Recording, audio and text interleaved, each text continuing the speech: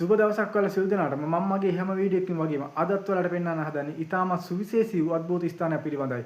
කැවිතිගොල්ලෑ වැනි දුෂ්කර ප්‍රදේශයක LTT යුද සමයේ පවා වනයේට සැඟවී තිබුණු මේ ඓතිහාසික පුදබිම පිළිබඳ ඔබ අසා නැතුව ඇති. ඉතින් මෙහි තියෙන අద్භූත දේවල් වගේම මෙහි තියෙන සුවිශේෂී දේවල් පිළිබඳ මම ඔයාලට මේ වීඩියෝ එකෙන් කියන්නම්. ඉතින් ඔයාලා මේ වීඩියෝ සමග දිගටම රැඳී ඉන්න.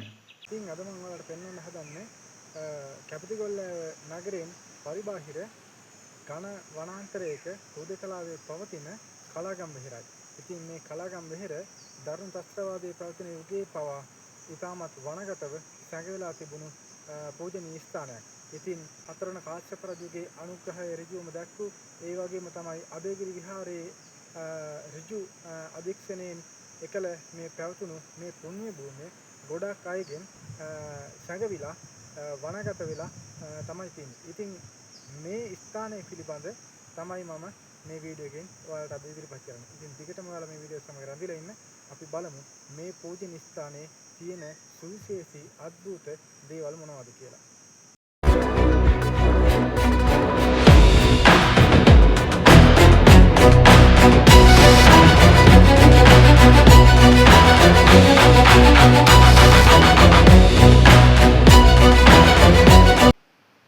ඉතින් මේ සිටියම හරහා අපි බලමු මේ ස්ථානයට කොහොමද ළඟා වෙන්නේ කියලා. ඉතින් කැවිතිගොල්ලෑව ටවුන් එකේ ඉඳන් වවුනියා පැත්තට තියෙන මාර්ගයේ අපි කිලෝමීටර් කිහිපයක් ගමන් කරාට පස්සේ අපිට හම්බ වෙනවා අතුරු මාර්ගයක්. ඉතින් මේ අතුරු මාර්ගයේ දිගේ අපි ගමන් කරන්න ඕනේ කිලෝමීටර් ගණනාවක්. ඉතින් මේ අතුරු මාර්ගයේ දිගේ ගමන් කරාට පස්සේ අපිට මේ පූජනීය ස්ථානය දැක ගැනීමට හැකියාව තියෙනවා. ඉතින් මේ පූජනීය ස්ථානයෙන් පසු අපි නැවතත් ඒ පාරේ කෙලින්ම ගමන් කරාට පස්සේ අපිට මේ සිංහයා උල්පත දැක ගැනීමට හැකියාවක් තියෙනවා. කැවිතිගොල්ලෑව හල්මිල්ල වැටිය කියන ඓතිහාසික වනපියස මැද පිහිටි මේ සුන්දර පිවිසුම් දොරටුවෙන් ඇතුළු වෙලා අපි අද මේ පියමන් කරන්නේ කාලයේ වැලිතලාවෙන් වැසී ගිය අතිශය අභීරහස් පුදබිමකටයි. මේ ඝන වනාන්තරයේ නිශ්ශබ්දතාවය ඇතුලේ කාටවත් කියාගන්න බැරි වුණු ඉතිහාසයෙන් වසන් වුණු රහස් රසක් හැංගිලා තියෙනවා. ලංකාවේ බෞද්ධ ස්තූප විකාශනයේ ආරම්භක අවධිය නියෝජනය කරන අතිශය දුර්ලභ යූප ස්තම්භකයක නටබුන් සඟවාගත් මේ සුවිශේෂී චෛත්‍යයේ අතීත ශ්‍රී විභූතිය වගේම මේ භූමියේ සැඟවුණු සැබෑ අනන්‍යතාවය කුමක්ද?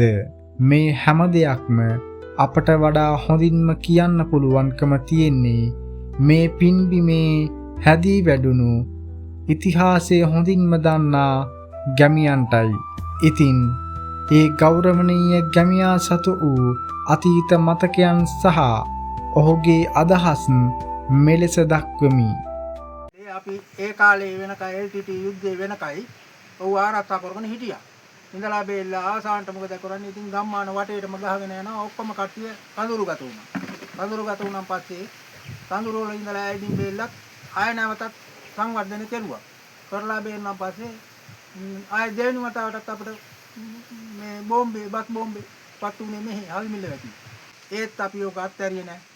අපේ ගමේ වටිනා වස්තුව රැක්ගත්තා, ආරක්ෂා කරගත්තා. මේක ඉතර නම ගල්ලැඳ විහාරය. ඊට පස්සේ සංවර්ධන වුණාට පස්සේ තමයි කලාගම් වෙහෙර කියලා තියෙන්නේ. මේ පෞරාණික ගල්පඩි පෙළවල් දිගේ ඉහළට යද්දී මගේ සිතට දැනෙන්නේත් වචන වලින් කියන්න බැරි තරම් දුකක්. දශක 3කට අධික කාලයක් මුළුල්ලේ රටම වෙලාගත්තු ඒ දරුණු යුද ගිනිදැල් මැද මේ අවට කලාපේට බෝම්බ ගහද්දී වන සතුන් විතරක් ගැවසුණු මේ මහා වනාන්තරය ඇතුලේ මේ පූජනීය වස්තුන් කොයිතරම්නම් අනතුරක තියෙන්න ඇද්ද?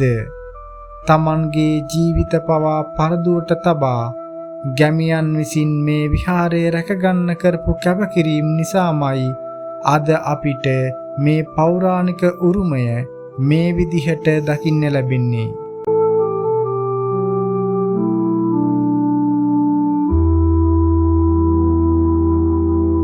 අපි දැන් සෙමෙන් ළඟා වන්නේ මේ ඓතිහාසික චෛත්‍යයේ ඉහළ මළුව පේන මානයටයි. නිල පුරාවිද්‍යා සාක්ෂිවලට අනුව ක්‍රිස්තු වර්ෂ 889 සිට 914 දක්වා කාලය තුල අනුරාධපුරය පාලනය කළ 4 වන කාශ්‍යප රජතුමාගේ කාලයේදී තමයි මේ කලාගම් විහාරය ගොඩනැගිලා තියෙන්නේ. ලංකාවේ බෞද්ධ ස්තූප විකාශනයේ ආරම්භක අවධිය පෙන්වන සුවිශේෂී ගඩොල් ව්‍යුහයක් මේ චෛත්‍ය සතුව පවතිනවා. ඉතින් මේ ස්තූපේ සුන්බුන් අතර අදටත් ජීවමානව තිබෙනවා යයි කියන ඒ අතිශය දුර්ලභ යූප ස්තම්භය සහ ඉහළ මළුවේ සැඟවුණු අනෙකුත් රහස් මොනවද? අපි මේ පඩිපෙළ නැග ඒ හැම දෙයක්ම අපේ දැසින්ම දැක බලා ගනිමු.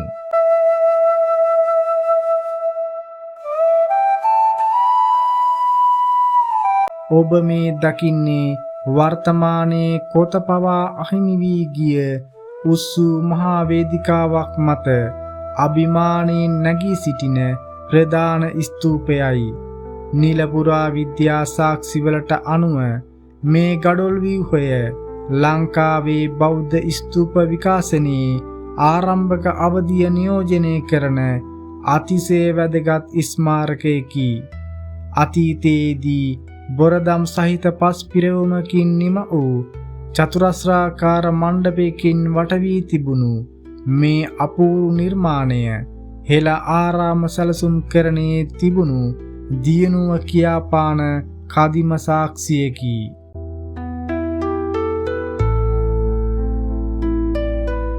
ගඩොල් බැම්මෙන් පිටතට නෙරා ඇති මේ පෞරාණික ගල්පීල්ල දෙස බලන්න.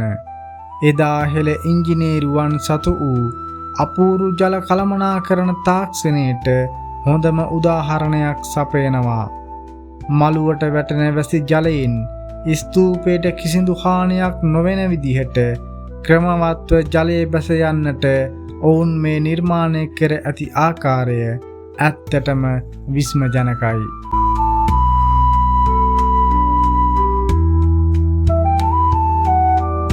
අතීතයේ රහතන් වහන්සේලාගේ පාද ස්පර්ශයෙන් පූජනීය වූ මේ මළුවේ වර්තමානයේ මෙලෙස සාන්ත ඉරියව්වෙන් යුත් බුදු පිළිම වහන්සේ නමක් තැන්පත් කර තිබෙනවා. වනාන්තරයේ නිහඬ බව මැද ශේෂ වී ඇති මේ මහා සෑරදුන් අභියස මේ දර්ශනය සිතට ගෙනෙන්නේ පුදුමාකාර නිවීමකි. ඔබ මේ දකින්නේ මේ පූජනීය කලාගම් වෙහෙරේ තිබී හමු වුණු අතිශය දුර්ලභ ගණයේ පුරාවිද්‍යා සාක්ෂියක් වන යූප ස්තම්භකයයි. අද වන විට මේ ගල් කණුව වෙනම ආධාරකයක් මත තබා ආරක්ෂා කර තිබෙනවා.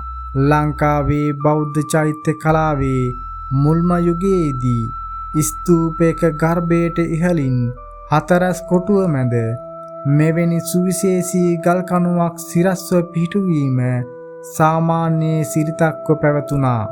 විශ්වයේ කේන්ද්‍රය සංකේතවත් කරමින් නිර්මාණය කළ මේ යූප ස්තම්භය මේ ස්තූපය අනුරාධපුර මැද භාගයට හෝ ඊටත් පෙර ඉතා පැරණි යුගයකට අයත් බව තහවුරු කරන ජීවමාන සාක්ෂියයි. මේ ඓතිහාසික චෛත්‍යයට සමුදී මළුවෙන් පහළට බසිද්දී පෙනෙන මේ මහා ගඩොල් ප්‍රාකාරය සහ පෞරාණික පඩිපෙළ අපේ ශිල්පියාගේ අසමසම පෙදරේරු තාක්ෂණයට කදිම නිදසුනක් සපයනවා. සියවස් ගණනාවක් තිස්සේ නටමුන්ව පැවති මේ ඓතිහාසික ව්‍යුහය වර්තමානයේ පුරාවිද්‍යා දෙපාර්තමේන්තුව විසින් ඉතාමත් විධිමත් ලෙස පිළිසකර කර තිබෙනවා. ප්‍රධාන ස්තූපයේ ඉහළ කොටස අපට අහිමි වී ගියත් අතීත රජ දවස මේ මහා සෑරදුන් එහි මුල්ම ස්වර්ණමය යුගයේදී කෙතරම් ශ්‍රේෂ්ඨ සහ අභිමානවත් හැඩයකින් යුක්තව වැඩ සිටින්නට ඇද්ද යන්න මේ අනුරුවෙන් මනාව පැහැදිලි වෙනවා.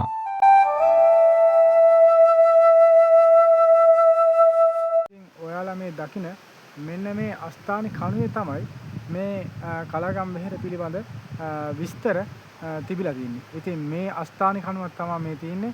ඉතින් මේ දැන් තියෙන පවතින තත්ත්වයේ මේ තිබිච්ච ඒ අකුරු ඒ සඳහන් කරලා තිබිච්ච කරුණු මැකී ගොස් තියෙනවා. නමුත් මේ ස්ථානයේ තිබුණු මෙන්න මේ අස්ථානි කණුවෙන් තමයි හොයාගෙන තින්නේ මේ ස්ථානය හරියටම කුමක්ද කියලා. ඉතින් මෙහි තියෙනවා මේ අස්ථානි කණුවේ අවසානයේ ඕගොල්ලන්ට පේනවා ඇති. ඊටමත් අලංකාර කැටයමක් වැනි යමක් අපිට දැක් ගැනීමට හැකියාව තියෙනවා. ඉතින් මේ අස්ථානි කණුවේ තමයි මේ කලාගම් වෙහෙරේ මේ ඓතිහාසික පසුබිම් පිළිබඳ සඳහන් කරලා තියෙන්නේ. මේ ගල් කණුව පුරාවිද්‍යාත්මකව හඳුන්වන්නේ අනුරාධපුර යුගයට අයත් රාජකීය ටැම් ලිපියක් නැතහොත් අත්තානි කණුවක් විදිහටයි. මෙහි කොටා ඇති කැටයමින් පැහැදිලි වන්නේ මේ එදා මහා සංඝරත්නය වෙනුවෙන් පූජා කළ විශේෂ ආරක්ෂිත භූමියක් බවයි. වඩාත්ම වටිනා දේ තමයි මේ කණුවේ ඇති සෙල්ලිපි සාක්ෂි නිසාම මේ පුදබිම අතීත කලාගම් විහාරයේ බවට පුරාවිද්‍යාඥයන් විසින් නිශ්චිතවම හඳුනාගෙන තිබීම. අපේ දැන් ඔය ලංකාවේ දෙවනි ස්ථානයේ ගල්ලන්ත තියෙන තැන ඒ හරියේ ආදී අපේ හිටපු මේ කට්ටිය කියලා තියෙනවා මේ ඔතෙන්ට ඇවිදින් මේ ජයසිරි මහ බෝධිනාථ අනුරාධපුරේට අර මීදු මහරහතන් වහන්සේ සංඝමිත්තා තෙරින්ගේ ඒ දෙන්න උතන නැවතිලාලු මේ අරගෙන ගියා කියන්නේ ජයසිරි මහ බෝධිනාථේ අනුරාධපුරේට.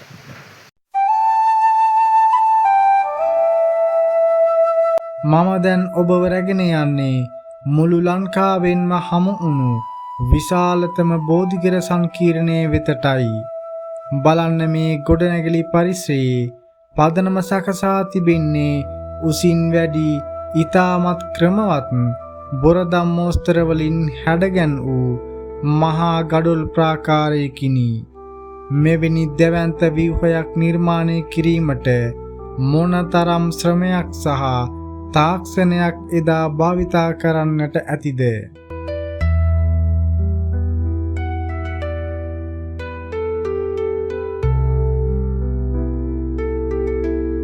ඉහළ මළුව වෙත පිවිසීම සඳහා කළු ගලින් නිම කළ ඊටමත් අලංකාර පියකට පෙළක් නිර්මාණය කර තිබෙනවා. කාලයාගේ ඇවෑමෙන් යම් වෙනස් වීම් වලට ලක්ව තිබුණත් මේ පඩිපෙළෙහි ඇති ගාම්භීරත්වය අදටත් එලෙසමයි. අපි දැන් මේ පියකට පෙළ දිගේ සෙමෙන් ඉහළ මළුව වෙත පිය නගමු.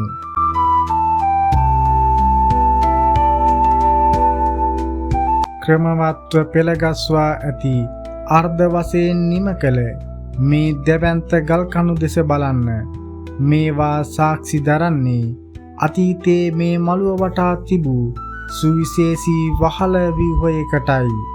සතවර්ෂ ගණනාවක් පුරා මේ හැම නිර්මාණයක්ම සුරැකීව පැවතියේ හෙළ වාස්තු විද්‍යාවේ තිබූ ආශ්චර්ය නිසා නොවේද?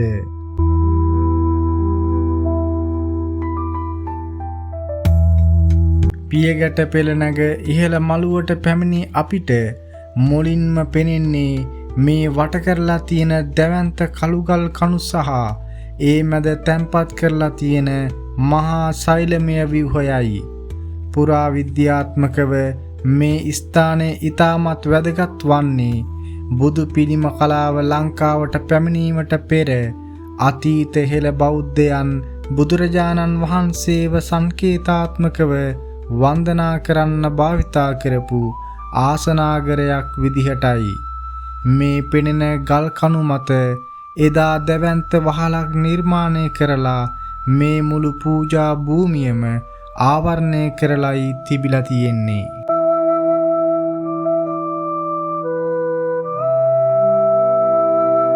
අපි දැන් ළඟාවන්නේ මේ මහා ශෛලමය ආසනය වෙතටයි. ගැමියන් විවහාරයේදී මේට ගල්ඇඳ කියා කීවත් මෙය බුදුරජාණන් වහන්සේ බුද්ධත්වයට පත්වීමේදී වැඩ සිටි වජ්‍රාසනය සංකේතවත් කරමින් නිර්මාණය කළ මහා පූජනීය ආසනයක්. බලන්න මෙහි ඇති ප්‍රමාණය. තනි කළු ගලකින් නෙලා ඇති මේ මහා ආසනය සැබවින්ම අපූරු ඉංජිනේරු නිමැවුමක්.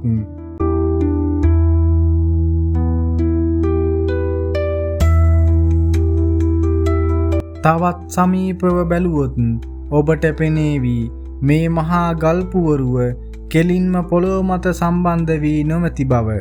ඊටමත් ශක්තිමත් ගඩොල් පදනමක් මත මේ මහා ආසනය තැන්පත් කර තිබෙනවා. මෙහි දාර දෙස බලන්න. ඊටමත් නිවැරදි මිනුම් වලට අනුව ඍජු කෝණාශ්‍රාකාරව මදක් ඉදිරියට නෙරා එන පරිදි බොරදම් හැඩතල මතු කර තිබෙනවා. මතු පිට කොතරම් සමතලද කීවොත් අදින් වසර දහස් ගණනකට පෙර මේ කළුගල කැපීමට සහ මට්ටම් කිරීමට ඔවුන් සතු වූ තාක්ෂණය මොනතරම් උසස්ද කියා මේකෙන් පැහැදිලි වෙනවා. ප්‍රධාන ආසනයට අමතරව මේ පසකින් තවත් කුඩා ශෛලමය පූර්වක් අපට දක්ගන්නට පුළුවන්. මේවා බොහෝ විට පූජා භාණ්ඩ තැන්පත් කිරීමට හෝ වත් පිළිවෙත් සඳහා භාවිතා කරන්නට ඇති බව අපිට අනුමාන කරන්න පුළුවන්. අපි දැන් බලමු මේ ගොඩනැගිල්ලේ සමස්ත සැලසුම දිහා. මේ ආසනයේ ඉදිරිපිටින් මධ්‍යයේ ඔබට පෙනෙන මේ වැලි අතුරන ලද හතරස් විවෘත කොටස පුරාවිද්‍යාඥයන් පෙන්වා දෙන පරිදි එදා පූජනීය බෝධීන් වහන්සේ නමක් රෝපණය කර තිබූ ස්ථානයයි. මෙතනදී ඔබට ගැටලුවක් මතු නොවුනේ නම් එය පුදුමයකි. මෙහි වහලක් තිබුණා නම් බෝධියක් වැඩුණේ කොහොමද? මෙන්න මෙතනයි හෙළ වාස්තු විද්‍යාවේ අපූර්වත්වයේ තියෙන්නේ. මේ මහා ප්‍රාසාදයේ වහලය නිර්මාණය කරලා තිබුණේ වටේට ඇති ප්‍රදක්ෂිනා පතේ සහ ආසන ආවරණය වන පරිදි. බෝධීන් වහන්සේ වැඩ සිටි මේ මැද හතරස් මළුවට ඉහළින් වහලක් තිබුණේ නැහැ. එය අහසට විවෘතව පැවතුණු නිසා බෝධීන් වහන්සේට අවශ්‍ය හිරුවැඩිය සහ වැසි ජලය ස්වාභාවිකවම ලැබුණා. ඔතන පොකුණක් තියෙනවා. රහතන් වහන්සේලා පොකුණෙන් තමයි මේ නෑවි. එතන ඉඳලා බෙල්ලා එතනින් පස්සේ දැන් ඔය දිනු වුණා ටිකෙන් ටික දිනු වුණා. දිනු වෙලා බෙල්ලා මේ ලංකාවේ දෙවෙනි තැන සිද්ධාස්ථානය. විහාර පරිශ්‍රයේ කෙළවරේ පිහිටි මේ සුන්දර පොකුණ එකල රහතන් වහන්සේලා ස්නානය කළ ස්ථානයක් බවයි ගැමියන් පවසන්නේ.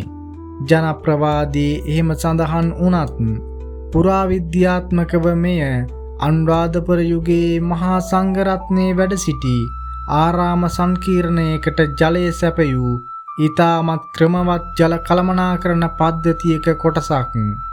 මේ වන විට ප්‍රතිසංස්කරණය කර ඇති මේ පොකුණ එදා විහාරයේ පැවැත්මට වගේම අවට පරිසරයේ සිසිලස රැකගන්නත් විශාල දායකත්වයක් ලබා දෙන්න ඇති.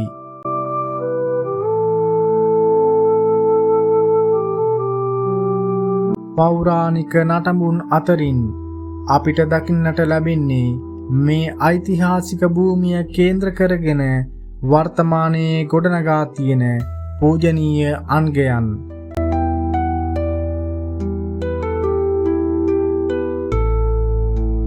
මේ පින්බිමේ තනින් තන පොළවෙන් මතුවලා තියෙන මේ කුඩා ගල් කණු දකිද්දී අපිට පැහැදිලි වෙනවා මෙහි තවමත් පොළව යට සැඟවුණු අතීත වාස්තු විද්‍යාත්මක රහස් කොතරම් තියෙනවද කියලා.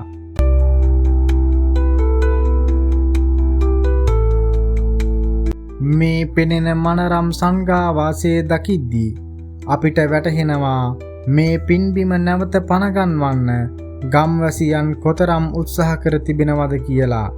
මේ ඓතිහාසික සිද්ධාස්ථානයේ නෙතට කඳුලක් ගෙනන කතාව නම් වත්මනෙහි දානයක්වත් දීමට ස්වාමින් වහන්සේ නමක් නොමැති වීමයි. එදා රහතන් වහන්සේලා දහස් ගණනින් වැඩ සිටි මේ මහා පින්බිම අද දානයක් දෙන්නවත් සඟරුවනක් නොමැතිව මෙහෙම පාළුවට ගිහින් තියෙන එක ඇත්තටම හදවතට ලොකු කනගාටුවක් එක් කරනවා. මීට ටික කාලයකට ඉහතදී මෙහි ධම්මතිලක හිමියන් වැඩ සිටි බව සඳහන් වුණත් අවාසනාවකට වගේ අද වන විට මේ විහාරස්ථානයේ කිසිම ස්වාමින් වහන්සේ නමක් වැඩ සිටින්නේ නැහැ. දැන් මෙච්චර මේ උතුම් සිද්ධාස්ථානයක අපේ පන්සල දැන් අභාවයට ගිහින් තියෙන්නේ. දැන් ඉතින් මේ දැන් මාස දෙක තුනක්ම කිසිම ස්වාමීන් වහන්සේ කෙනෙක් අපිට දානයක් මානයක් පිනක් දහමක් කරගන්න කිසිම අවස්ථාවක් නැහැ. ඒ හින්දා කවුරුවවත් කමක් නැහැ ඉල්ලන්නේ ස්වාමීන් වහන්සේ කෙනෙක් මෙතන වැඩ ඉඳලා අපිට පින් දහම් කරගන්න අවස්ථාව ලැබලා දෙනවා. ඒක ලොකු පිනක්.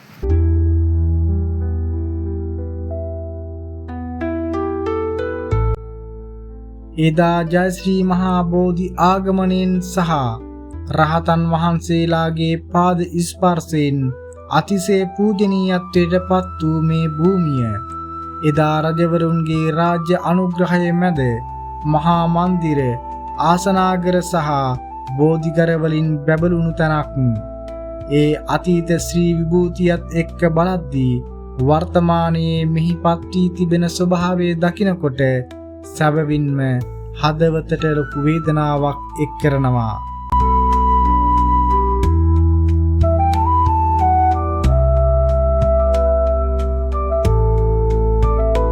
කාලී වැලි තලාවට යට වුණු මහා පින්බිමට සහ අසරණ ගැමියන්ගේ සුසුම් වලට සමුදෙන අපිට ඒ මාවතේම තවත් කිලෝමීටර කිහිපයක් ඉදිරියට යද්දී මුණ ගැහෙන්නේ අතීත හෙළ ඉංජිනේරු තාක්ෂණයේ තවත් අපූරු නිමැවුමක්.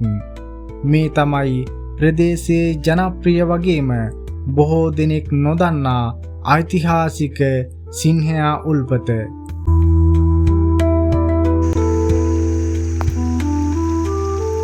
ස්වාභාවික දිය උල්පතක් කේන්ද්‍ර කරගෙන අනුරාධපුර යුගයේ ගෘහ නිර්මාණ ශිල්පයට අනුව කළු ගලින් නිමවා ඇති මේ උල්පත සැබවින්ම මස්තකා ප්‍රාප්ත නිර්මාණයක්. සිංහෙකුගේ මුඛයෙන් ජලය ගලා යන පරිදි හෝ සිංහ රූප ආශ්‍රයෙන් නිමවා ඇති නිසා මෙය සිංහයා උල්පත ලෙස හඳුන්වනවා. අදින් වසර දහස් ගණනකට පෙර අපේ මුතුන් මිත්තන් ස්වාභාවික දිය දහරාවන් පවා තමන්ගේ පරිභෝජනයට සහ පරිසර අලංකරණයට කොතරම් විද්‍යාත්මකව බද්ධ කරගත්තාද කියනවා නම් මේ ස්ථානය එයට කදිම සාක්ෂියකි.